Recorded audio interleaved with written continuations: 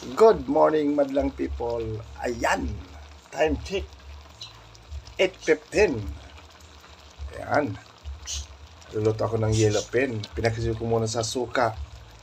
At ang sapin po niya sa ilalim ay kangkong. Ayan. Kangkong naman para maiba naman. Dahil karamihan sa mga sinasapin pagpagsil, talong at saka pichay. Sa akin, kangkong. Ayan. Niluto ko muna suka. Ayan, lagyan natin ang gata. Ayan, purong gata.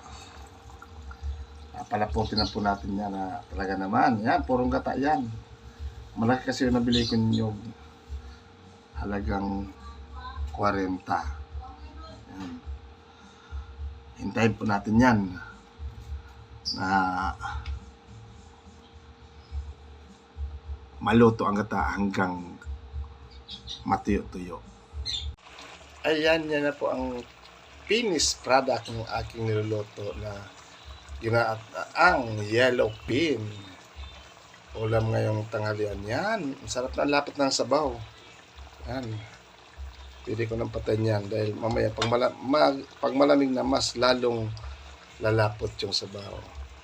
Ayan, thank you so much and please support sa aking Facebook page and like. Salamat!